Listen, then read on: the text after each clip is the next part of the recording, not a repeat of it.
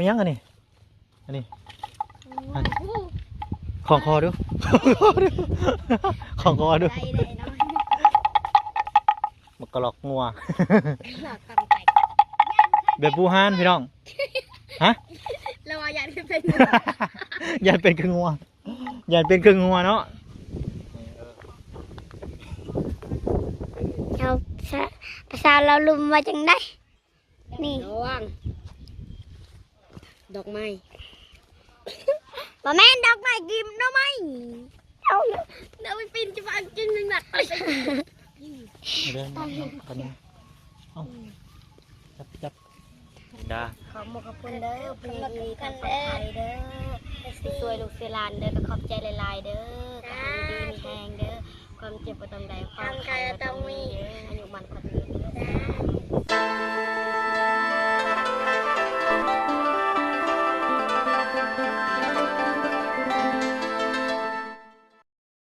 เอาสบายดีเด็กๆไปเด้อมีเพลงใหม่อยู่บ่มื้อนี้บ่มีเป็นจังไดเช้านี้ไปหาหยังเช้านี้หาหน่อไม้เจ้าก็ไปบ่ได้จักยอดได้หนึ่งฮะ1 ยอดแล้วมันได้สิกินเบิดอันนี้สิกินเบิดบ่ยอดหนึ่งอะกินเบิดบ่เรียกว่ากินบ่เบิดหักปันกันได้หาคนหาครึ่ง1จ้อยยอดจำได้ฮะซ้ำบ่นี่ก้อยได้สิกินเบิดซ้ำนี่ก็เรียกว่ายอดจำแขนจำขานี่ขายอยู่ยามนี่บ่มีดอกยอดจำแขนจำขาโอ้ได้ยอดเดียวหนึ่งนะโอ้เจ้าได้ซะโอ้3 ยอดนี่กินได้หลายอยู่3 ยอดนี่ยอดซ้ำได้ของเก่าโอ้สำแขนบูปาโทน้ำอบเดี๋ยวได้กินบัดนี่แกงกินเลยแกงแล้วบ่ยังบ่ทันแกงทางกระต้มต้มมาไว้สิต้มหรือสิจีต้มบ่โอเคไปได้สิพากันตัดมือได้ไหมสิไปตัดจังหน่อยสิพาน้องไปตัดแล้วก็สิทาน้ำผ้ายังก็ผ้าไหมผ้ายังก็ทาตอกโอเคใช้ตอกไปตัดอยู่ใช้ตอกพี่นี่ไปตัดแต่บ่ได้โอ้บ่ได้ลายไปตัดมาแล้วตอกเจ้าบ่ไปตัดไม่ใช่ป่าไม่ตอกอยู่ใช่อยู่บ่ไปหาหน่อไม้ฮะโอเคตอนแรกเนาะจะไปเพราะว่าตอนนี้มันแดดได้มื้อนี้แดดแห้งตอนแรกยังไปก็ได้มื้อนี้บ่ได้หนาวไปตัดอยู่ป่าพุ่นเลยเนาะเอาหาวมันมาบ้านนี้พอได้กั้งซื้อผ้าแยงมาอีกพี่น้องเนาะบ้านนี้อ๋อซื้อผ้าแยงใช่มื้อนี้สิมาแจ้งข่าวซุมเจ้าเด้อคือมีงบอีกแล้วตื่มกันพี่น้องเนาะก็มีผู้ใหญ่ใจดีทางฝั่งไทยเพิ่นก็มาออกซื้อเลี้ยงน้ำพี่น้องเนาะเพิ่นก็มีงบเข้ามา 2,000 บาทพี่น้องเนาะ2,000 บาทก็ถือว่าโฮมกันนั่นแหละพี่น้องเนาะกับทางอันอ้ายเพิ่นนั่นแหละการหลายคนหลายตื่มกันเนาะไกลแล้วบัดก็จะได้เฮ็ดแล้วแหละพี่น้องเอ้ยเป็นหยังคือฮะเนี่ยเป็นหยังก็ให้อยู่กับหัวมัน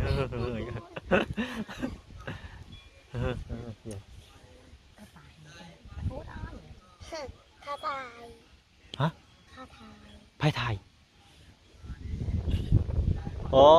บ่พรเจ้าหัวบ่พรไทยอันนั้นบ่ไทยเพื่อนโอเคก็เดี๋ยวเป็นหัวยังอยู่กับหัวได้แบบนี้ได้ไปปัวกันทั่วด่วนเลยไปปัวให้บ่มีเงินนี่แหละเป็นน้องเลยกาพูดแหละตะแรงกันนี่ให้ทั้งน้องๆเพิ่นไปนั้นแต่ว่าบ่คาเวียกติดเวียกยังแดดยังบ่ทันไปตัดจะหน่อยก็ตัดต้นกล้วยนี่ก็สีนั้นสิคอทางอันอ้ายเพิ่นอ๋อต้นยังนี่มาเบิ่งดูนี่มาเบิ่งดูเอาไปปลูกบ่นี่กะมาเบิ่งดูลูกมาเบิ่งดูนี่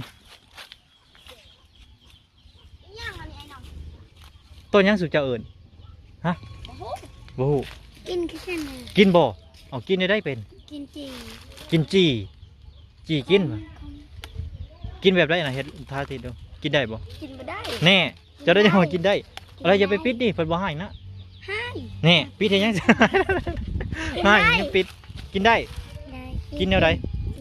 จีกินแม่นบ่เนาะ เอจิโอ ขมบ่โอ้แสดงว่าเรากินดีซะจะมันดียังอันเนี้ยแน่ปากมือเลยบ่มีน้ำได้เนาะ โดยมีน้ เออมีน้ำเป็นลูก ำบ่ มัน มี เอ้ามันคือปักมือแล้วสิ มันมีน้ำกับปักมือได้เอาแหละนี่เลยนี่เรียบร้อย แปลก แปลกว่ะมันมีน้ำกับ จากต้นนี้ยังเขานี่บ่ฮู้ ต้นกระบองป่ะจ๊ะ ต้นกระบองเผ็ด ไกลอัน ต้นกระบองเผ็ด แล้วว่าน้องนั่งมาว่าหมากกินได้ มากินได้ นะบ่ที่บ่หมากอันบ่ อืม ไกลบ้าลือบ่ลือ นี่กกไม้รุ่นเก่าดอกไม้รุ่นเก่า ดอกยังไง ได้ กินได้อันนี้ฮะ กินได้ กินได้ดอกมันหวานเด้ ดอก ดูดกินน้ำมัน กินได้กินได้ไอ้นาย กินได้เนาะ กินได้ เออ มันจะเป็ดสักอันหนึ่ง ต้นมะคุงเรามีบ่ มี มีแต่ต้นชื่อๆบ่มีหมาก ต้นมะคุงอะไรฮะมีอีหลีเนี่ยต้นมันน่ะแต่บ่มีหมากมันมีมะกล้วยเราก็เป็นแล้ว ไอ้นายมึงนี่ เป็นยางอ้าวเป็นสีอย่างเงี้ยนี่เอ็นมันเนาะ ประมาณตอนนี้บาดมือเจ้า อืม ลิ้นกิน บ่เบื่อบ่ บ่เบื่อ บ่เบื่อเนาะ กินได้คมกินได้ กินดียังคมคือกิน กิน นี่ โอ้ยนะ บ่มีใบเตยบ่เนาะ เลย ต้มใบเตย บ่แม่นแม่นใบเตยเนาะ บ่แม่นเนาะ บ่แม่นมันนั่น แม่นบ่ใบเตยดอกไม้มาเบิ่งดูนี่สิเจ้าสิปลูกยังฮะ แม่นหาเจ็บต้นเจ็บโต อันนี้อะไรอ้าวเจ้าคือฮู้จะเป็นหมอนะอ๋อไผเจ็บไปเจ็บตัว เออเอาไปต้มบ่แล้วไปกิน จี จี้ดูเลยคือสิจี้แบบอันนั้นย่างหนังแทน จีว่าได้ จี้บ่ได้โอ้หมักแข้งแล้วเห็นบ่นี่หมักแข้งแล้วเนี่ยเอาไปปลูกนี่เอาแล้วเอาไปปลูกกินกับลาบเท่าแซ่บได้นี่หมักแข้งสวนอ้ายเพิ่นพี่น้องนี่หมักแข้งนี่ต้นหมักแข้งเห็นบ่ มันก้อง มะเขือบ่เจ้าเอิ้นมะเขือมันคืออยู่สูงแท้ ตัวไหน เด้นี่ แม่มันคือตัวนี้ มะเขือไอ้เนาะ มันคืออะไร เขาเอิ้นหมักแข้งหมักแข้งอันหมักแข้งกินกับลาบเท่าบ้านเจ้าเอิ้นมะเขือเนาะมะเขือน้อยมะเขืออยู่ปลายพุ่นอยู่สูงแท้ เอาเลยเอาไป มาต่อมาบัดนี้บ่ได้เข้าไปสวนเราพี่น้องเอ้ยแต่ผู้เจ้าเราอยู่ เรากว้าง เข้าไปได้บ่ บ่ได้ บ่ได้เนาะเราสิหาย ฮะ เราสิหายบ่ บ่บ่ได้ให้ เข้าบ่ได้หมายถึงว่าบ่มีประตูเข้า โดยประตูอยู่พุ่น ประตูอยู่พุ่นเนาะ ให้ เข้าไปบ่ ไป เข้าไปเบิ่ง ข่าวกับข้าว สิเข้านี่บ่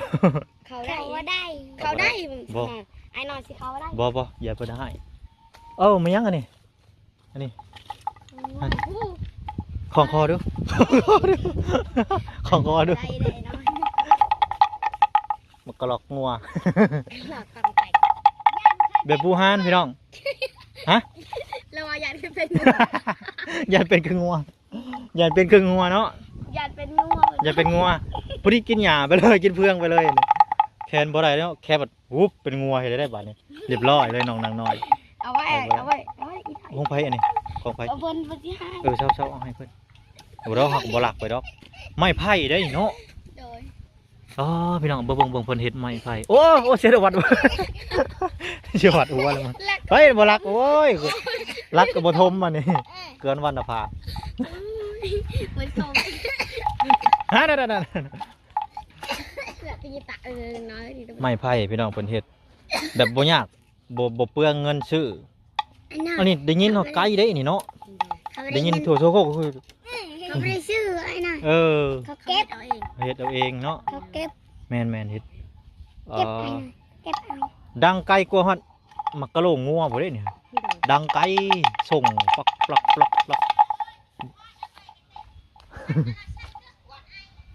หยุดอย่าเคาะ อีละพึ่งเว้ย ไป พาลิไอ้หน่อย ไปยัง ในน้ำเปลี่ยนส่ง เป็นส่งแล้วไปได้ส่งเสือจุ่มเจ้าได้ยักสุดเลย ในสาม สามชุดแล้วได้3 ชุดแล้วเนาะ น้องบิลลี่บ่มี น้องบิลลี่บ่มีอ๋อ น้องบิลลี่บอกว่าอยากได้ อืมไปได้ที่กันเนาะ แอร์ ยังเอายังมา ตอกมัด บัวให้ มัดส่วนอ๋อ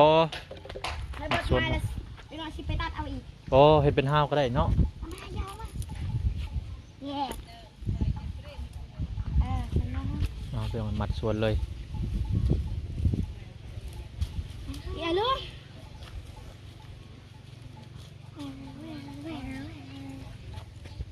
ลองมัดเบิ้งพังแน่นแล้วบ่ตัวนี้เด้คือเป็นพังใช่ตัวนี้ได้สิมัดได้ใช้เสียมเด้เสียมอยู่ใช้ขุดใหญ่โพดมันกว้างโพดนี่ น้อยด้วยสักทีดีดูน้อยด้วยดีแล้วก็มองดีแล้วกระกองนะกระกองจะไปเกือบพอดีสิเก็บเข้าไปดิเอ๊ะกดได้เลยนะ อืม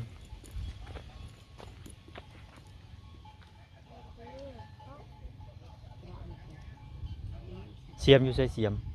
เสียม เอามาพังลักตัวนี้ดิ เสียม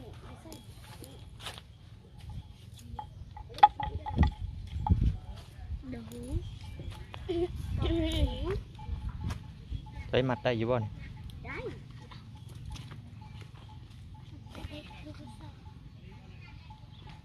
ตำแหน่นแล้วคุณลึกๆตำแหน่น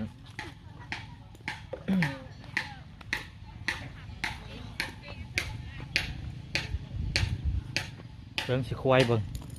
อืมแบ่มังงอมามันควายเบิ่งโต๊ดใส่ปิ้วเลย แบ่กับงอมโต๊ดใส่ปิ้วหมดเลยเขาพังบ่แน่น โอ้ให้หน่อยจะไปแล้ว มันมาโดนควายบ่ ขึ้นอยู่นี่ ขึ้นมันโดดขึ้นเนาะ ขึ้นอยู่บันไดเลยเป็นเรื่องบันไดแนว อืม น้อยสัตว์กระดังงาน หน้าตัวเนี้ยเอาตีเขี่ยลงนี่ฮุบขี้ดินนี่มาใส่นี่ ตาเวียตาเวียตาเวียถึงตาเวียยีตาเลยบอ เอาฮุบขี้ดินมาใส่ไว้เอาไม้มาตำบัดลักเอาลักมาตำไหมเอาไม้มาตำเนาะ เยอะขนาดนี้ เอาไม้มา จับอะไรไปจับ ไม้มาสิตำนี่ ตามไม่ยัง ตำให้มันแน่นเฮ้ยนี่เด้แค่บอลนี่บ่ตำก็บ่แน่นเลย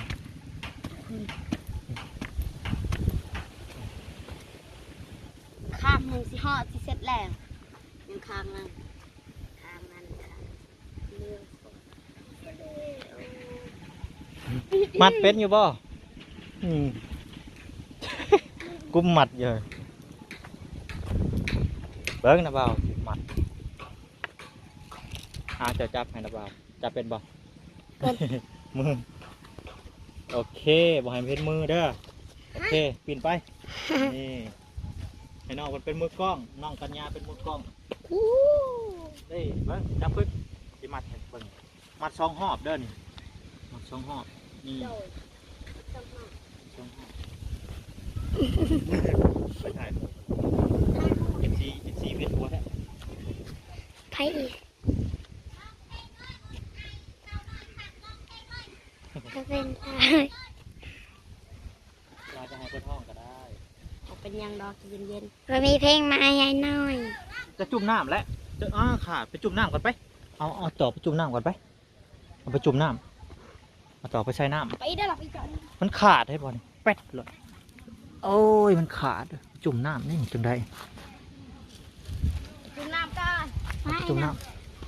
จุ่มน้ำกัน ำเอาไปใส่น้ำสางให้มองมีบอลในน้ำสาง บ่มี บ่มีเอาสูบก็ได้สูบไป อันนั้นไผที่จับไหนคอย เจ้าจับไปมาไปสูบให้มาใส่น้ำ ตรงฮะสูบบ่ดีน้ำในโอ่นก็มีอยู่นี่นี่ อะไรนะ หัว กระดาเอาหกกระเดือ บอกซ้ำเอาได้แล้วไปบุสูบไปยังเปียกแล้วจะบอกขาดซื้อกังให้ซื้อกัง ใหม่มันใหญ่หนึ่ง นั่งนี่อันนี้ก็ทองกระจก โอ้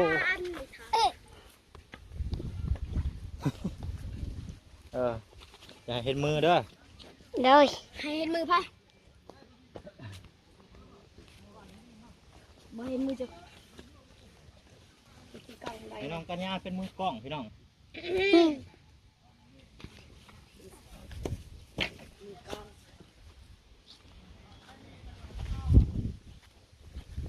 มัดตัวนี้ก่อนน้อง น้องน้อย น้องหน่อย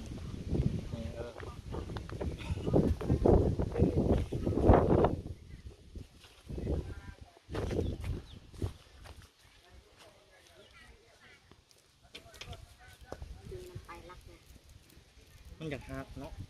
คืออยากขาดว่ะต่อคืออยากขาดเนาะ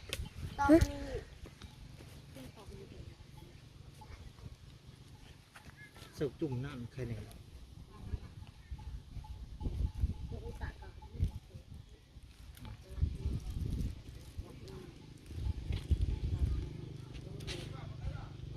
นี่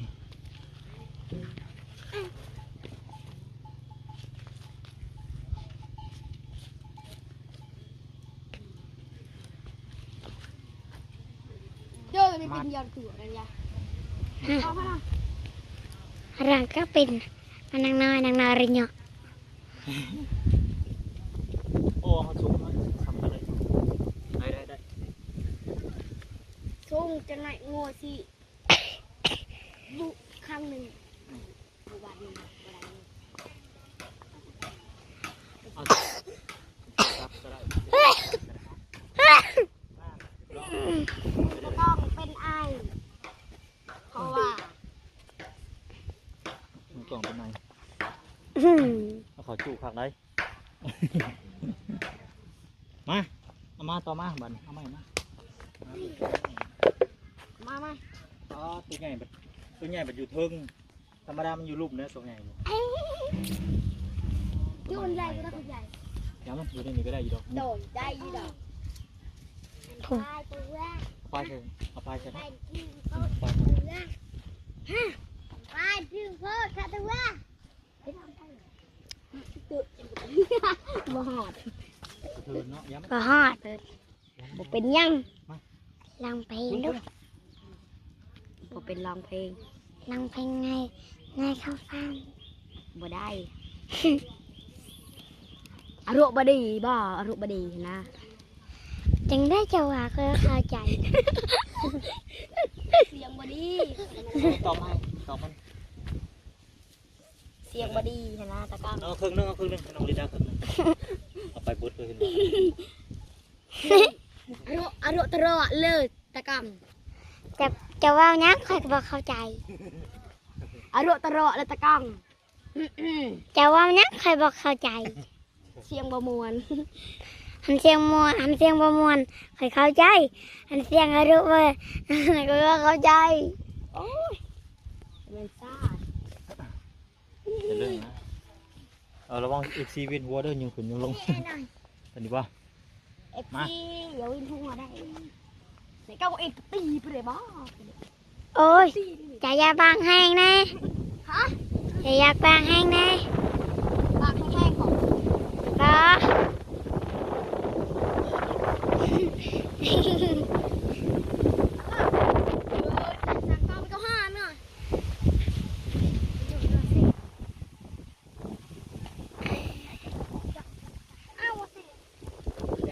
ขยับไปหน่อยแรกขยับไปน้ำมัน อย่าเฮ็ดอย่าใช้ไปใช้มาแม่เอฟซีไม่ถูก ยิ้มหนังน้อยยิ้ม พาไปน้ำร้อนออกไปน้ำ ดี๋ยวไว้น้องพ่อไปโลด ยิ้มยิ้ม สั่งกันยิ้มเลยทางนั้น ตอบล่ะ ฮะอีหยังอีหยัง เดี๋ยวเรายิ้มอยู่ข้าแขวพระก็คาบอยู่เรายิ้มอยู่ดิ เพิ่น ชิยิ้มได้บ่ต่อข้าแขวอยู่ ไอ้นายเพิ่นนั่นเพิ่นแควล่นว่าไงน่ะ แขวหล่นเก็บเอาแขวหล่นก็ได้เอามาบ้านี่เอาใหม่มา ในที่สุดก็ เอาให้มันสุดเลยบ่โอเคโอ้น้ำเกาะหัวเอาเบิ่งน้ำเกาะหัว น้ำบ่อยหน่อย เล่พี่เล่หรือ FC อ่ะ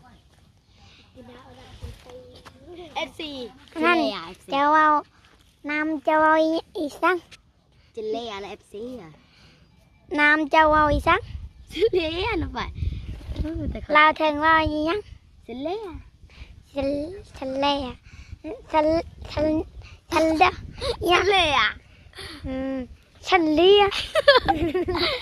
จะเล่เลยตาตา อ๋อฉันเลี้ย โดนแม่นแล้วยังไม่ว่าง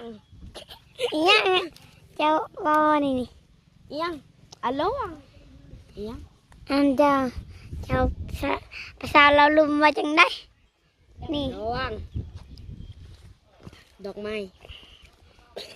บ่แม่นดอกไม้กิมดอกไม้เอาเลย เดี๋ยวไปปีนจะฟังจริงหนึ่งนัด เดินกันนะเอาจับ จับ รอบห้าล่ะ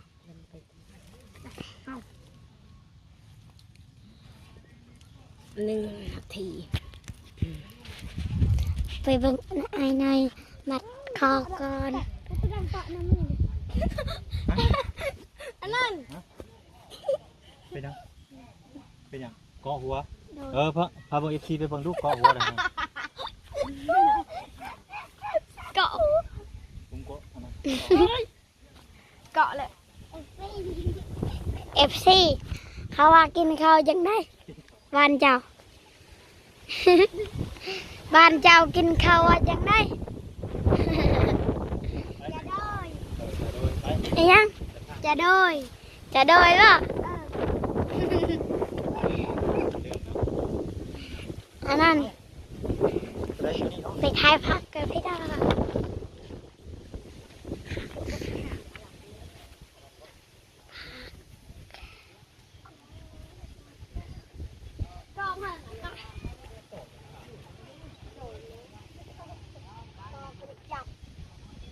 พูนเกิดเลยเนาะ อร่อยเต่ามันหาเลย ไอ้น้อยพี่ทายอันนั้นไอ้น้อยพักเกิดแล้ว เขาเกิดแล้วพูดไหนน่ะ โอ้บรรยายบอก FC ว่า ให้ครับพักออกแล้วเดี๋ยวเอฟซี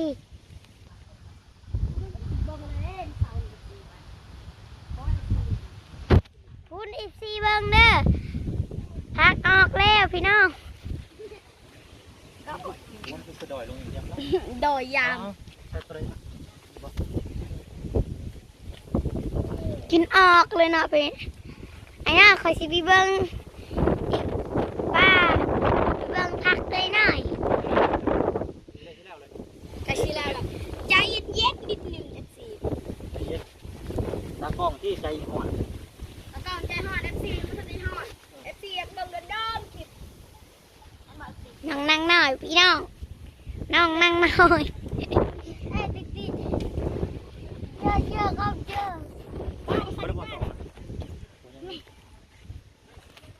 ยังบอกทันเพิดแม่งบ่นั่ง ก้อยเดินมาล่วงหน่อยก้อยเดินมาล่วงก้อยเดินลงพัดเนี่ย ไม่ได้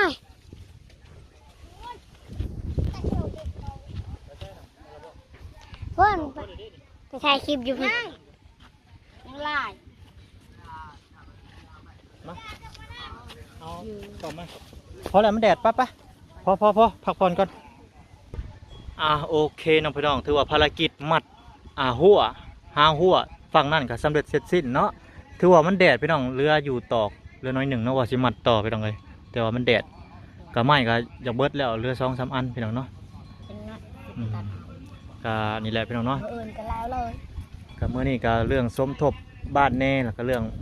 นี่แหละมัดหัวมัดห้าวเนาะก็ให้ทางน้องๆเพิ่นขอบคุญทุกคนทางผู้ใหญ่ใจดีทางฝั่งไทยเพิ่นเนี่ยเด้อเอ้าน้องลินดา ขอบขอบคุณเด้อเป็นดีกันเด้อเด้อช่วยลูกเซลานเด้อก็ขอบใจหลายๆเด้อก็ให้ดีมีแหงเด้อความเจ็บบ่ต้องใดความไข้บ่ต้องมีเด้ออายุมันขวัญยืนเด้อจะบ้านกันยินได้ โอเค น้องๆเพิ่นพี่น้องเนาะ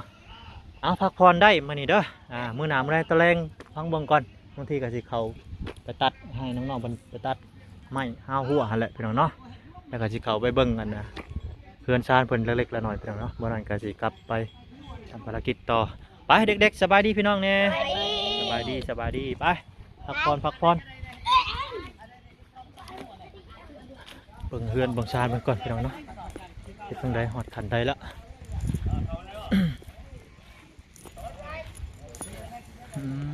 ออกกันนี่แล้ว